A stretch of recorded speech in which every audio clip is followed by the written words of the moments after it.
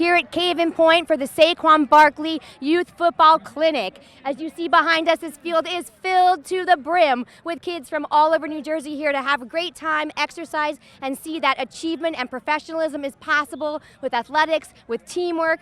Supporting Jersey City, supporting our youth, supporting my fellow director in the work that she does.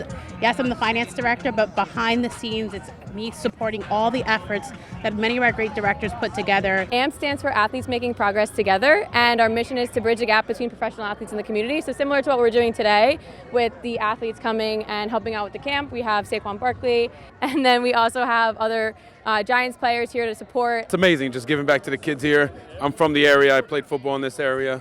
And there's nothing better than to give back to the kids in Hudson County here and all over, to be honest with you. Partnering with Flying Ion, a company who's giving away a pair of seats to get on a helicopter ride over New York City.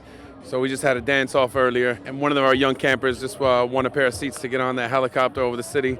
This is Micah Mcfaddy, linebacker for the New York Giants. Excited to be out here supporting Saquon and the kids. I went to a lot of camps growing up, a lot of Tampa Bay Bucks camps, things like that, so super fun to be out here with these guys. The top tips I share with them is just work hard, and that goes to anything you do, especially football, and never let people tell you what you can and can't do. It's all about you. You have no limits, so just keep going. If you're passionate about something, give it your all. Now that I'm hanging up the cleats, this is kind of my way to stay involved and, keep playing, keep being involved in football, give back to the kids and, pay it forward now. And always bring back memories to be out here and enjoy quality time with kids, to spend time with them. A lot of those guys, they look up to me. It's crazy to say like that. They look up to me. They're a role model to me.